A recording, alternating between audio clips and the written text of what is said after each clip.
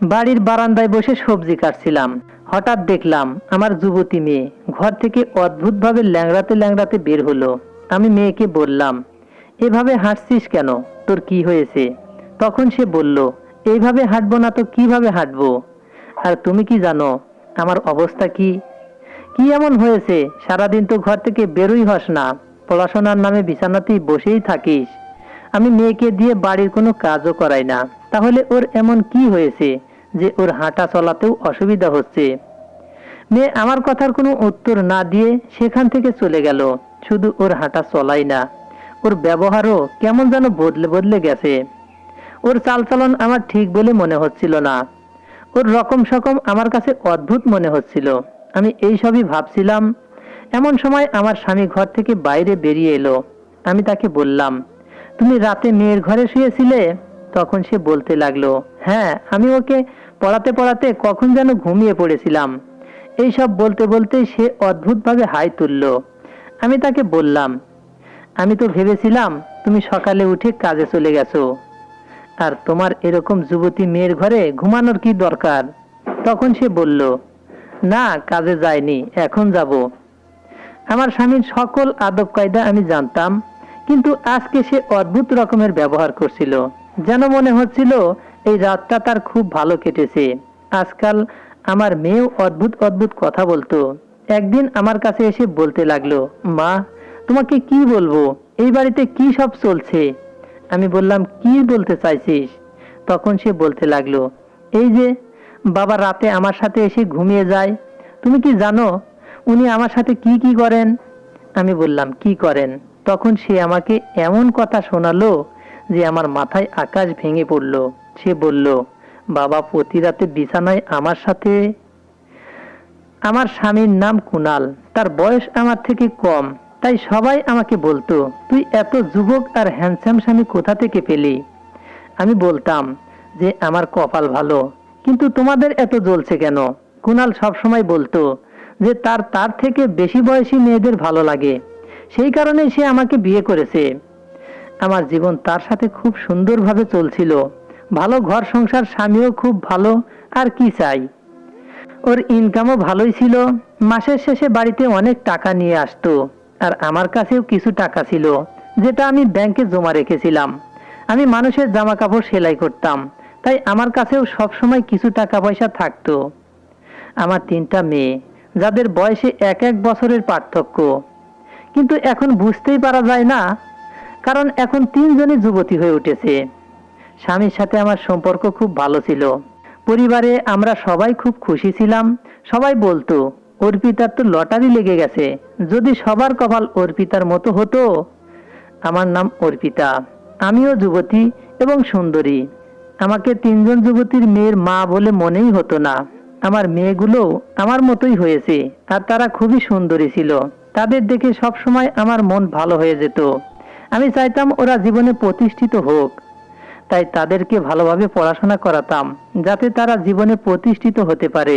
কুনাল অনেক শিক্ষিত, তাই ওই মেয়েদেরকে পড়াতো এবং তাদের পড়াশোনা দেখতো। কিন্তু আজকাল বাড়িতে যে অবস্থা চলছে সেটা খুবই অদ্ভুত। এক রাতে কুনাল হঠাৎ উঠে বলতে লাগলো, আমি যাই। আমি বললাম, কোথায়? তখন সে বলল, মেয়েদেরকে পড়াতে। আমি বললাম, রাতের এই সময়? তখন সে বলল, আরে তুমি জানো না, ওদের টেস্ট পরীক্ষা চলছে। যারা পড়াশোনা করে তাদের কি দিন আর কি রাত, আর রাত জেগে পড়াশোনা করলে তবেই তো ভালো নম্বর পাওয়া যায়। তুমি তো জানো পড়াশোনায় এখন কিরকম কম্পিটিশন। তখন আমি বললাম, আচ্ছা, তাহলে তাড়াতাড়ি ফিরে এসো। তখন সে বলতে লাগলো, কেন, আমাকে ছাড়া কি তোমার মন লাগে না? আমি বললাম, তোমাকে ছাড়া কিভাবে আমার মন লাগবে? তুমিই তো আমার সব। আজকে দেখো ওয়েদার কত ভালো, আর তুমি যাচ্ছ ওদের পড়াতে। তখন ও বলতে লাগলো, ওদের পড়াশোনা করানোটা বেশি জরুরি আমার জান। তবে তুমি চিন্তা করো না, আমাদের জন্য তো সারা জীবন পড়েই আছে। মাঝে মাঝে আমার খুব ভালো লাগে যে ও মেয়েদেরকে নিয়ে কত চিন্তা করে। ও বাড়ির সমস্ত কাজই করত, আর আমাকেও খুশি রাখতো। যদিও মেয়েদেরকে না পড়াতো তাহলেও কোনো অসুবিধা হতো না, কিন্তু আমার খুব ভালো লাগতো যে ও আমাদের সবাইকে নিয়ে কত চিন্তা করে। একদিন আমি যখন বাজারে যাচ্ছিলাম, তখন আমার এক বান্ধবীর সাথে দেখা হলো। সে বলল, কি খবর, কেমন আছিস তুই আর তোর বর? আমি বললাম, একদম ঠিক আছি, খুব সুন্দর জীবন কাটাচ্ছি, ওর সাথে খুব খুশি। এ কথা শুনে আমার বান্ধবী অবাক হয়ে বলল, আচ্ছা, তোর জীবন খুব সুন্দর কাটছে, কিন্তু আমি তো ভেবেছিলাম তুই ওর সাথে কখনোই সুখী হতে পারবি না। আমি বললাম, হ্যাঁ, আমার মনে আছে, তুই আমার বিয়ের দিন, বিয়ে হওয়ার আগে তুই কুণালকে কোন মেয়ের সাথে হাতে নাতে ধরেছিলি। কিন্তু দেখ, ছেলেদের বিয়ের আগে 100 মেয়ের সাথে চক্কর থাকে, কিন্তু সেই সমস্ত মেয়েরা সাইড হয়ে যায়, আর ছেলেদের জন্য সেই সব হয় যাকে সে বিয়ে করে। কুণাল খুব সুন্দর আর হ্যান্ডসাম, ওর পিছনে তো হাজারো মেয়ে পড়ে থাকবেই, কিন্তু বিয়ে তো আমাকেই করেছে। দেখ, ছেলেরা এরকমই হয়, তুই এমন ছেলে কোথাও খুঁজে পাবি না যে খুব ভালো আর কখনো কোনো মেয়ের দিকে চোখ উঠিয়ে তাকায়নি। এরকম ছেলে খুঁজতে বেড়ালে কোথাও এরকম ছেলে খুঁজে পাবি না, এটাও তো তোকে ভাবতে হবে। ওই ইংরেজিতে বলে না, অ্যাডজাস্ট করতে হয়। তখন সে বলতে লাগলো, হ্যাঁ, আমি খুব ভালোভাবেই জানতাম যে তুই অ্যাডজাস্ট করে নিবি, কিন্তু এটা জানতাম না যে এত বছর ধরে করতে পারবি। যাই হোক, খুব ভালো কথা, কেউ যদি নিজের সংসারে খুশি থাকে তাহলে খুব ভালো কথা, কিন্তু তোর বরের নজর খুব খারাপ, ওর নজর সব সময় ছকছক করে।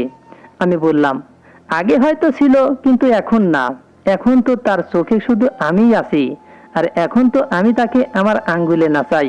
এ কথা বলে আমরা দুই বান্ধবী হাসতে শুরু করেছিলাম।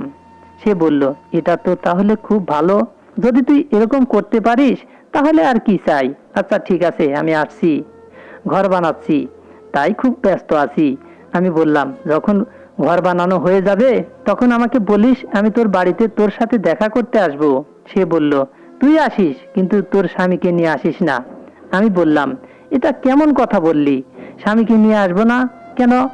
তখন সে বলল, আমাকে ভুল বুঝিস না, কিন্তু আমার বাড়িতে আমার যুবতী মেয়ে আছে। আমি তাকে বললাম, এ কেমন কথা বলছিস তুই? এই কথায় সে হাসতে হাসতে বলল, তোর স্বামীর উপর তোর ভরসা আছে, কিন্তু আমার নেই। আমি জানি ও আমার সাথে মজা করছে, তাই আমি ওর কথায় খারাপ কিছু মনে করলাম না। আমি এটা মেনে নিয়েছি যে হ্যান্ডসাম ছেলেদের পিছনে যদি মেয়েরা পড়ে থাকে, সে দোষ সেই মেয়েদের ছেলেদের না। এখন তো এটা প্রতিদিন হতে লাগলো যে আমার স্বামী কুণাল মেয়েদের পড়ানোর বাহানায় যেত, আর সেখানেই থেকে যেত। আমি ওর অপেক্ষা করতে থাকতাম, যদিও সে বলে যেত আমি তাড়াতাড়ি আসবো। এদিকে আমিও সারাদিন কাজ করতে করতে ক্লান্ত হয়ে থাকতাম, তাই বিছানায় শোয়ার সাথে সাথে ঘুমিয়ে পড়তাম। সকালে ও মেয়েদের ঘর থেকে বের হতো, আমি তাকে জিজ্ঞাসা করতাম, সারা রাত কি করো তুমি? তখন সে বলতো, পড়াতে পড়াতে কখন ঘুম এসে গিয়েছিল আর কখন সকাল হয়ে গেছে বুঝতেই পারিনি। আমি বললাম, তোমার এত ঘুম আসে কোথা থেকে? তখন সে বলতে লাগলো, আমি যুবক মানুষ, তার উপর ক্লান্ত থাকি, তাই ঘুম চলে আসে। তখন আমি বললাম, আমি কোথায় বুড়ি হয়ে গেছি? তখন সে বলতে লাগলো, না, তুমি তো আমার থেকেও বেশি যুবতী। আমার সঙ্গে কুণাল খুব সুন্দরভাবে কথা বলতো, এই কারণেই আমি ওর সামনে তেমন কিছু বলতে পারতাম না। আমি আমার মেয়ে আমিষাকে নেংড়িয়ে নেংড়িয়ে হাঁটতে দেখলাম, এটা কোনো সাধারণ ব্যাপার না। তাই আমি ওকে জিজ্ঞাসা করলাম, কি ব্যাপার, তুই এভাবে হাঁটছিস কেন? তখন ও আমাকে বলতে লাগলো, কোনো ব্যাপারই না, আমি একদম ঠিক আছি। এ কথা বলে ও ঠিকঠাক হাঁটার চেষ্টা করতে লাগলো। তখন আমি ওকে বললাম, এখন আমি তোকে দেখে নিয়েছি, তাই তুই এভাবে হাঁটছিস আর আমাকে বলেছিস আমি ঠিক আছি, কি সমস্যা হয়েছে তোর? তখনও বলতে লাগলো, কোনো সমস্যা নেই। ও আমার দিকে তাকিয়ে কথা বলতে পারছিল না, হয়তো ও আমার কাছ থেকে কিছু লুকাতে চাইছে। একদিন আমার 3 মেয়েই আমার কাছে এসে বলতে লাগলো, মা, আমরা এতদিন খেয়াল করিনি, কিন্তু তুমি আমাদের জন্য অনেক কিছু ত্যাগ করেছো। আমরা তোমাকে খুব ভালোবাসি আর তোমাকে আমাদের খুব ভালো লাগে। আমি ওদের মাথায় হাত বুলিয়ে দিয়ে বললাম, তোরা সবাই একসাথে আমার কাছে এসে বসেছিস? ওরা বলতে লাগলো, না, আমরা অনুভব করতে পেরেছি যে তুমি খুব ভালো মানুষ, তুমি সব সময় নিজের কথা না ভেবে আমাদের কথা চিন্তা করো। আমি বললাম, এটা কোনো বড় ব্যাপার না, সব মায়েরাই এরকম হয়, কিন্তু আজ তোদের কি হয়েছে? এটা বলার পরেই এটা দেখে আমি অবাক হয়ে গেলাম যে ওরা 3 জনে কান্না করতে শুরু করেছে। কিন্তু যখনই কুণাল সেখানে এলো, ওরা 3 জন তাকে দেখেই তাড়াতাড়ি করে নিজের চোখের জল মুছলো। আমি তাকে বললাম, দেখেছো, আজ মেয়েরা কিভাবে কান্না করছে। জানি না এদের কি হয়েছে, মনে হয় এরা তিনজন কোনো ইমোশনাল সিনেমা দেখেছে। আমার কথা শুনে কুনাল হেসে বলল, সিনেমা তো দেখেনি, কিন্তু মনে হয় এদের মাথা খারাপ হয়ে গেছে। এরপরে সে মেয়েদের বকাঝকা করতে শুরু করলো। আমি বললাম, তুমি রেগে যাচ্ছ কেন? তখন ও বলতে লাগলো, এই কারণে যে আজকের আমিষার জন্মদিন, আর ওরা বাড়ির পরিবেশ এই রকম করে রেখেছে। এই কথা শুনে আমিষা হতভম্ব হয়ে গেল। আজকে তো সত্যি ওর জন্মদিন, আর ওর নিজের জন্মদিন খুব আনন্দের সহিত কাটাতো, কিন্তু এইবার ভুলে গেল কিভাবে? আর আমিও বা ভুলে গেলাম কিভাবে? কুনাল বলল, আমি কিন্তু ভুলিনি। বলেই ও একটা কেক আমাদের দিকে এগিয়ে দিল আর বলল, চলো কেক কাটি। যখন ও সবার এভাবে খেয়াল রাখতো তখন আমার খুব ভালো লাগতো। আমি মনে মনে ভাবলাম, আজকে আমরা একে অপরের সাথে খুব সুন্দর সময় কাটাবো। কিন্তু আমি অপেক্ষা করতে থাকলাম, আর ও মেয়েদের ঘরে চলে গেল। আমি ওকে বললাম, মেয়েদের টেস্ট কবে শেষ হবে, যেটা আমাকে আমার স্বামীর থেকে দূরে সরিয়ে দিয়েছে। আমার স্বামী বলতে লাগলো, টেস্ট তো শেষ হয়ে গেছে, কিন্তু এখন আগের পড়াশোনা আরো কঠিন, কারণ ওদেরকে ফাইনাল পরীক্ষার জন্য তৈরি হতে হবে, তাই কিছুটা ত্যাগ স্বীকার তো করতেই হবে।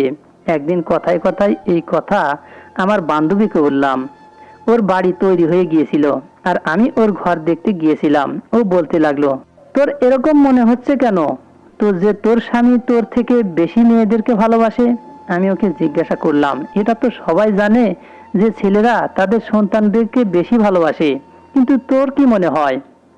তখন ও বলতে লাগলো, এটা একটু অদ্ভুত, এমন কিছু তো অবশ্যই হচ্ছে যেটা তুই দেখতে পাচ্ছিস না, চোখ বন্ধ করে আছিস।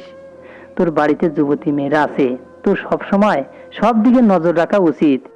মনে হয় ও আমাকে যেটা বোঝাতে চাইছে আমি সেটা বুঝতে পারছি না।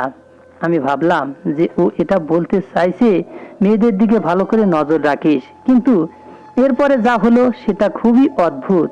একদিন আমিষার শরীর হঠাৎ খারাপ হয়ে গেল। আমি ওকে জিজ্ঞাসা করলাম, কি হয়েছে? তখন ও বলল, মনে হয় আমি উল্টোপাল্টা জিনিস খেয়ে নিয়েছি, তাই আমার পেট খুব ব্যথা হচ্ছে আর বমিও পাচ্ছে। আমি ওকে বললাম, চল তোকে ডাক্তারের কাছে নিয়ে যাই। তখন ও বলতে লাগলো, না না, লেবু জল খেলেই ঠিক হয়ে যাবে, ডাক্তারের কাছে যেতে মন চাইছে না। আমি বললাম, অসুস্থ রোগীর কি মন চায় ডাক্তারের কাছে যাওয়ার? কিন্তু শরীর বেশি খারাপ হয়ে গেলে তখন কি হবে? কুনাল সেখানে এলে আমি আতঙ্কিত হয়ে তাকে বললাম, এর শরীর খুব খারাপ, কিন্তু ডাক্তারের কাছে যেতে চাইছে না। সে বলল, এতটাও খারাপ হয়নি, পড়াশোনার টেনশনের কারণে এইসব হয়েছে, ঠিক হয়ে যাবে, তুমি অযথা টেনশন করো না।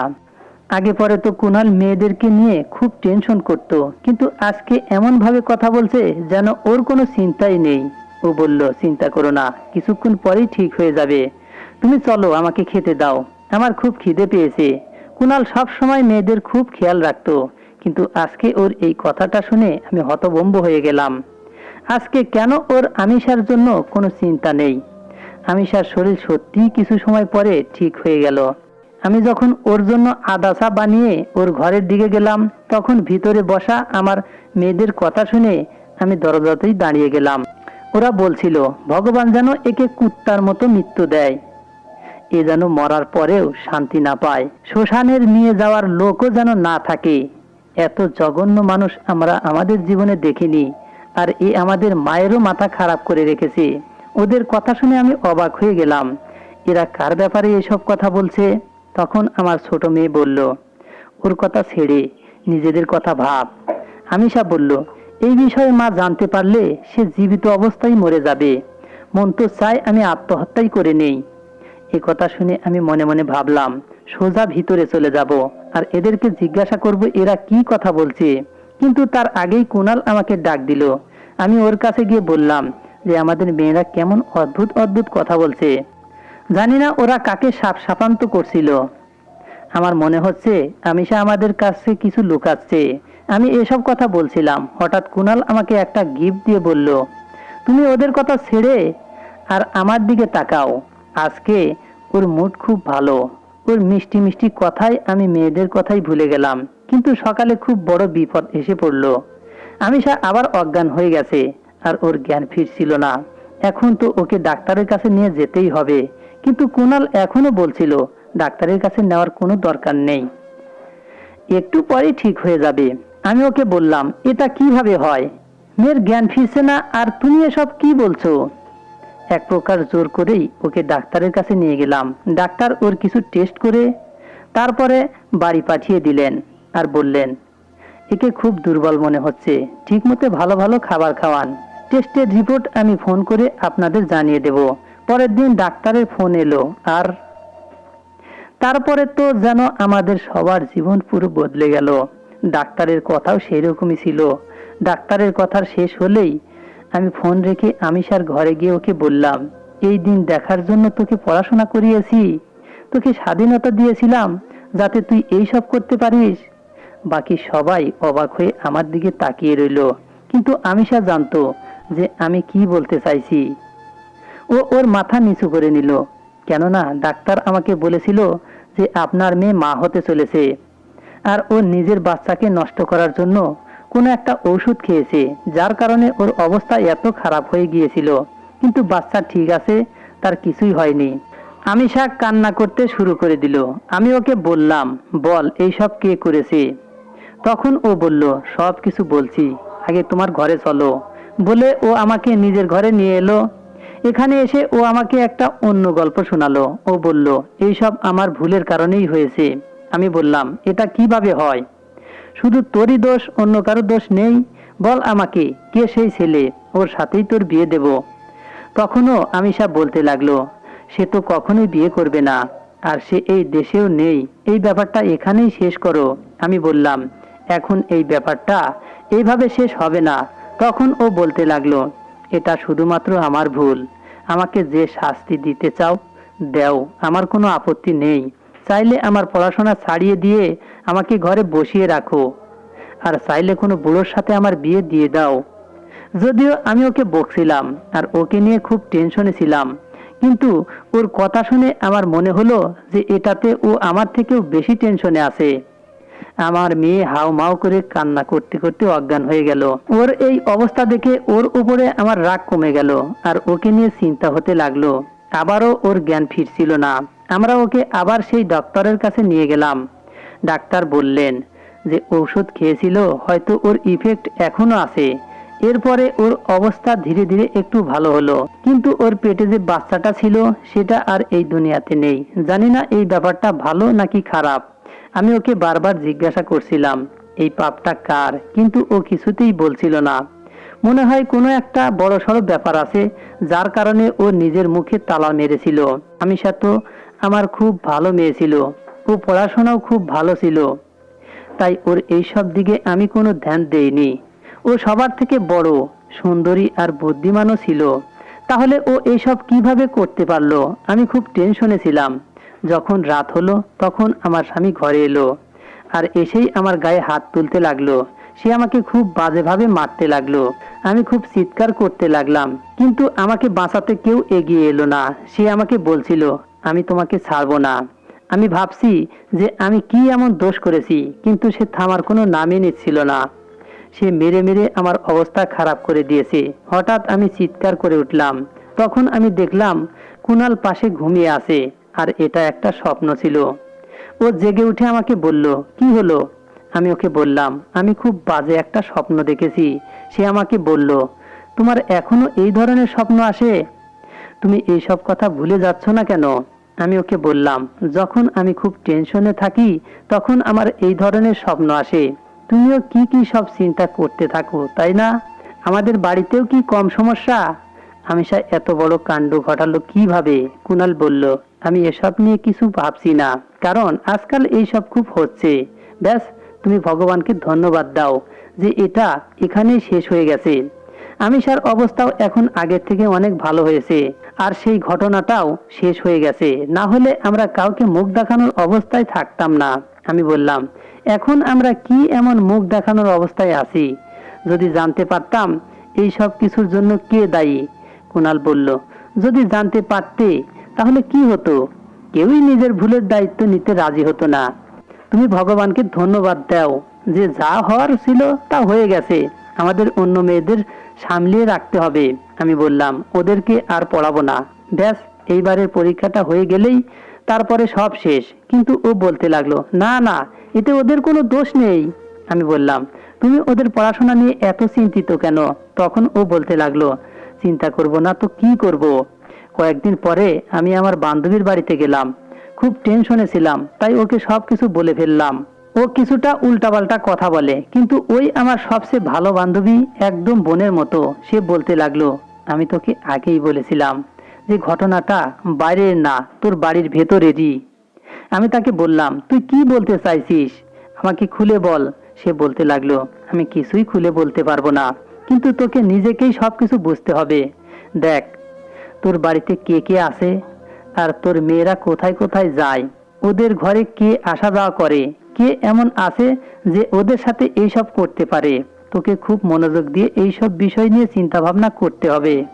তখন গিয়ে তুই বুঝতে পারবি যে এইসব কে করেছে। না হলে এইসব ভাবতে ভাবতেই একদিন পাগল হয়ে যাবি, কিন্তু কিছুই খুঁজে পাবি না। বান্ধবী আরো বলল, কিছু তো একটা ব্যাপার আছে যেটা আমি দেখতে পাচ্ছি না। আমি আজকাল খুব টেনশনে থাকতে লাগলাম। একদিন কুণালকে কারো সাথে ফোনে কথা বলতে শুনলাম। ও বলছিল, আমি তো স্বর্গে আছি, আমার এখানে খুবই মজায় আছি, আমার আশেপাশে শুধু পরী আর পরী। এই কথা বলে ও হাসতে লাগলো। একদিকে আমাদের বাড়িতে এত বড় ঝড় এসেছিল যে এখনো আমরা কেউ ঠিকভাবে নর্মাল হতে পারিনি, আর অন্যদিকে এত খুশি হয়ে কথা বলছিল ও কিভাবে। ও আরো বলতে লাগলো, মেয়েদের থেকে মজাদার কিছুই হয় না, আর আমার স্ত্রীর থেকে বড় পাগল তো কেউ হতেই পারে না। আমি হঠাৎ ঘরের ভিতরে চলে এলাম, আর সঙ্গে সঙ্গে ও ফোনটা কেটে দিল। আমি ওকে বললাম, কার সাথে কথা বলছিলে?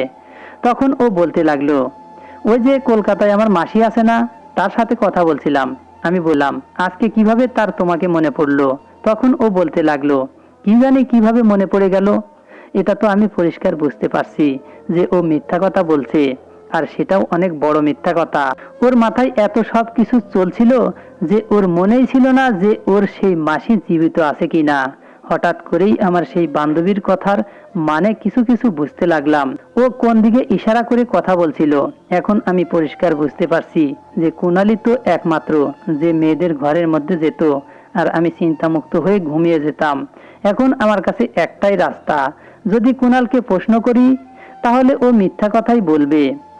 আমাকে সবকিছু জানতে হলে আমার খুব ভালো একটা প্ল্যান দরকার, যাতে আমি জানতে পারি ও ঘরের মধ্যে কি করে। আর আমার মাথায় প্ল্যানও এসে গেল। আমি মনে মনে ঠিক করে নিয়েছি যে আমাকে চুপ করে মেয়েদের ঘরে গিয়ে লুকিয়ে পড়তে হবে। সকালবেলা আমি ওদের ঘরে বড় একটা আলমারি ঢুকিয়ে দিলাম। ওরা বলছিল, কি হলো মা, এই আলমারিটা এখানে রাখছো কেন? তখন আমি বললাম, আমার ঘরে একদমই জায়গা নেই, সেই কারণে। আমার ইচ্ছা এই আলমারির পিছনে লুকানোর ছিল, কারণ একমাত্র আমি যদি এই আলমারির পিছনে লুকাই তাহলে কেউ জানতেই পারবে না যে ওখানে কেউ দাঁড়িয়ে আছে। সন্ধ্যাবেলা আমি আমার স্বামীকে বললাম যে আমি আমার বান্ধবীর বাড়িতে যাচ্ছি, ওর বাড়িতে গৃহপ্রবেশের পূজা আছে। তখন আমার স্বামী বলল, হ্যাঁ যাও, ঘুরে এসো, তোমার ভালো লাগবে। আমি বললাম, হ্যাঁ, অনেক টেনশনে আছি, তাই ওখানে যাচ্ছি। আমি চাইছিলাম যাতে আমার স্বামী ভাবে যে আমি বাড়িতে নেই, যাতে ও নিশ্চিত হয়ে যা কিছু করে সেটা আরো প্রকাশ্যে করতে পারে। আমি স্বামীর ঘর থেকে বেরিয়ে মেয়েদের ঘরে এসে আলমারির পিছনে লুকিয়ে পড়লাম। তখন মেয়েরা খাবার খেতে গিয়েছিল। কিছুক্ষণ পরে মেয়েরা খাবার খেয়ে ঘরে এসে বসলো। যখন রাত হলো তখন এমন কিছু হলো যে আমি হতভম্ব হয়ে গেলাম। কুণাল ঘরের মধ্যে ঢুকলো। এটা সেরকম কোনো ব্যাপার না, ও তো এই সময়ে ওদেরকে পড়ায়, কিন্তু সে ঘরে এসেই বলল, বন্ধ করো এইসব পড়াশোনা আর কাজে লেগে পড়ো। আমি ভাবছি এ কি বলছে, পড়াশোনা বন্ধ করতে বলছে, এ তো এদেরকে পড়াতেই আসতো। তারপরে আমার স্বামী কুণাল আমার ছোট মেয়েকে বলল, আজকে তোর পালা। তারপরে সেখানে সেই সব কিছুই হতে লাগলো, যেটা দেখে আমার মনে হলো কুণাল আমার বাড়িকে নরক বানিয়ে ফেলেছে, আর আমার মেয়েরা এর হাতে ব্যবহৃত হচ্ছে। ও আমার মেয়েদের সাথে খুব খারাপ করছিল, আর তাও আমারই বাড়িতে, আমারই নাকের নিচে বসে। আর আমি ভাবতাম যে ও ওদেরকে পড়ায়। আমি আমার ফোনে সমস্ত কিছুর ভিডিও বানিয়ে নিলাম, কেননা এটা জরুরি ছিল। কিছু সময় পরে কুণাল সেখান থেকে চলে গেল, আর আমার মেয়েরা বসে কান্না করতে শুরু করলো। তার মানে সেই বাচ্চা যেটা আমিষার পেটে ছিল সেটা কুণালের ছিল। আজকে আমার সেই দিনের কথা মনে পড়ল, যেদিন আমি কুণালকে বিয়ে করার সিদ্ধান্ত নিয়েছিলাম। সবাই আমাকে নিষেধ করছিল, সবাই আমাকে বলেছিল এরকম করিস না। আমার প্রথম স্বামী এই দুনিয়া থেকে চলে গিয়েছিল। সে খুব নির্দয় টাইপের মানুষ ছিল। প্রতিদিন আমার উপর হাত ওঠাতো, বিনা কারণেই আমাকে মারতে থাকতো, আর বলতো তুই শুধু মেয়েই জন্ম দিয়ে যাচ্ছিস, কিন্তু আমার ছেলে চাই। সে আমাকে একদিনও খুশিতে থাকতে দেয়নি, আমার জীবনকে বরবাদ করে দিয়েছিল। এই 3 মেয়ে তারই ছিল। তার মৃত্যুর পরে আমার জীবনে কুণাল আসে। সে যুবক আর কম বয়সী, যে আমাকে পাগলের মতো ভালোবাসে। কিন্তু আজকে বুঝতে পারছি ও আমাকে ভালোবাসতো না, বরং ও তো অন্য ধান্দায় এসেছিল। ও তো এক তীরে 4 শিকার করতে চাইছিল, একজন আমি আর 3 জন আমার যুবতী মেয়ে। এসব ভাবতে ভাবতে আমি হাউমাউ করে কাঁদতে লাগলাম। আমাকে সবাই নিষেধ করেছিল, সবাই বলেছিল অর্পিতা তুই পাগল হয়ে গেছিস, স্বার্থপর হয়ে গিয়েছিস, শুধু নিজের কথাই ভাবছিস, নিজের মেয়েদের ব্যাপারে একটুও ভাবছিস না। কিন্তু আমি বলেছিলাম কেন আমি আমার ব্যাপারে ভাববো না? আমার প্রথম স্বামী তো আমাকে একদিনও শান্তিতে থাকতে দেয়নি, আমাকে মানুষই ভাবতো না। আমার বুকে কি হৃদয় নেই যে আমার কোনো ইচ্ছা থাকতে পারে না? আমি যদি ওকে বিয়ে করতে চাই, তাহলে তোমরা আমাকে বাধা দিচ্ছ কেন? বিয়ের পরে কুণাল সবসময় আমার মেয়েদেরকে নিজের মেয়েই ভাবতো, কিন্তু এই সব ওর নাটক ছিল। যদিও ওদের খুব খেয়াল রাখতো, কিন্তু আমি তো ভুলেই গিয়েছিলাম যে ও ওদের নিজের বাবা নয়। এতটা যত্ন তো ওর নিজের বাবাও করতো না। কিন্তু আজ প্রমাণ হয়ে গেল, সৎ বাবা কখনো নিজের বাবার জায়গা নিতেই পারে না। আমার ভুল শুধু এটাই ছিল যে আমি ওর উপর খুব বেশি ভরসা করেছিলাম। আমার এরকম করা একদমই উচিত হয়নি, আমার ভাবা উচিত ছিল। ভুল আমারই। কুণাল সেখান থেকে বেরিয়ে গেলে আমি আমার মেয়েদের সামনে বেরিয়ে এলাম। আমাকে দেখে ওরা হতবাক হয়ে গেল, আর ওরা বুঝতে পেরে গেল যে আমি সব কিছু জেনে ফেলেছি। আমি ওদেরকে বললাম তোরা আমাকে এসব কথা আগে বলিসনি কেন? তখন ওরা সবাই কান্না করতে করতে বলল সে বলেছিল যে তোরা যদি তোর মাকে এই সব কিছু বলিস, তাহলে আমি তোদেরকে মেরে ফেলবো। কিন্তু আমরা এরকম চাইতাম না, কেননা তুমি ছাড়া আমাদের নিজের বলতে কেউ নেই। তাই আমরা সবাই ভয় পেয়ে গিয়েছিলাম। সে আমাদের বলেছিল তোর মাকে খুব সহজেই মেরে ফেলতে পারি, আর সে এরকম করতেও পারে। আর আমিষার সাথে যা কিছু হয়েছিল তার দোষীও এই ছিল। তোদের আমাকে বলা উচিত ছিল। তোদের বাবা যত খারাপই হোক না কেন, ভীত ছিল না, সাহসী নির্ভয়ে ছিল। তোদের শরীরে তো তারই রক্ত, তবুও তোরা এত ভীতু হলি কিভাবে? মেয়েরা খুব কান্না করছিল। আমি ওদেরকে বললাম ব্যাস, যা হওয়ার হয়ে গেছে, এখন আমি তোদের সাথে ঘটা অন্যায়ের বদলা নেব। তোরা চিন্তা করিস না। ওরা আমাকে জিজ্ঞাসা করলো তুমি কি করবে? আমি ওদেরকে বললাম আমি ভেবে নিয়েছি আমাকে কি করতে হবে। তোরা নিজেদের সব কিছু গুছিয়ে নে, কেননা আমরা এই শহর ছেড়ে চিরদিনের জন্য অন্য কোথাও চলে যাচ্ছি। তোমাদের হাতে 1 সপ্তাহ সময় আছে সব কিছু গুছিয়ে নেওয়ার জন্য, কিন্তু কাউকে কিছু বলবি না। আমার মেয়েরা আমাকে বলল শহর ছেড়ে দিলে কি হবে, এ আমাদেরকে খুঁজে বের করেই নেবে। আমি বললাম তোদেরকে যা বলেছি তোরা সেটাই কর। আমি শহর ছাড়ার জন্য সব কিছু গুছিয়ে নিলাম, আর নিজের মেয়েদেরকেও বুঝিয়ে দিলাম কি করতে হবে আর কিভাবে করতে হবে। কুণাল বুঝতেই পারেনি যে ওর সাথে কি হতে যাচ্ছে, ও কিছুই জানতো না। আমরা সবাই একে অপরের সাথে ছিলাম। আমি সবকিছু ঠিকঠাক করে নিয়েছি, কারণ আমি আর ভুল করতে পারবো না। আমি আগেই অনেক ভুল করেছি। আমার বান্ধবী জানতো যে কুণাল একজন অসভ্য লোক। যখন আমাদের বিয়ে হচ্ছিল তখন ও আমাকে বলেছিল এখনো তোর কাছে সময় আছে, কিন্তু সেই সময় আমি পাগল হয়েছিলাম, কারণ আমি কখনো ভালোবাসা পাইনি। তাই যখন এ আমাকে বলেছিল যে আমাকে সব সময় খুশি রাখবে, তখন আমি বিশ্বাস করে নিয়েছিলাম। আর আমি ভেবেছিলাম আমার মেয়েদেরকেও নিজের মেয়ে ভাববে। প্রথম প্রথম সমাজ আঙ্গুল তুলেছিল আর বলেছিল আমার নিজের মেয়েদের প্রতি কোনো ভালোবাসা নেই, বুড়ো বয়সে বিয়ে করছে। কিন্তু আমি কারো কথাই শুনিনি। আমি নিজেই নিজেকে সঠিক বলে ভেবে নিয়েছিলাম, কিন্তু আমার লোকেদের কথা শোনা উচিত ছিল। আমরা যেহেতু সমাজে থাকি, তাই আমাদের সমাজের কথাও শুনে চলা উচিত। আমি যাওয়ার সমস্ত ব্যবস্থা করে নিয়েছি। যখন আমরা আমাদের পাড়ার গলি থেকে বের হচ্ছিলাম, তখন গোটা পাড়া শুনশান, আর সবচেয়ে বেশি শুনশান আমাদের বাড়ি, কারণ কুণাল বাড়িতে একলা ছিল আর সে শান্তিতে চির নিদ্রায় শুয়েছিল। আমি তাকে চিরনিদ্রায় শুয়ে এসেছি। আগে আমার রাতে ঘুম হতো না, আর এখন তো একদমই হবে না, কারণ আমার সব সময় মনে হবে আমার মেয়েদের সাথে যা যা হয়েছে তা কুনাল না, আমিই করেছি। আমরা দূরের একটা গ্রামে চলে এসেছি। এখানে আমার মেয়েরা পড়াশোনা শেষ করে চাকরি করছে, কিন্তু আমার এখনো মনে হয় যে এই সব কিছুই আমার বোকামোর কারণেই হয়েছে। আমি নিজেকে সবসময় দোষ দিতে থাকি, রাতে আমার ঠিকমতো ঘুম আসে না। ব্যাস, এখন আমার জীবন এভাবেই চলছে। বন্ধুরা, আমাদের এই গল্পটি যদি ভালো লেগে থাকে, লাইক, কমেন্ট, শেয়ার ও সাবস্ক্রাইব করে আমাদের পাশেই থাকবেন। ধন্যবাদ সবাইকে, ভালো থাকবেন।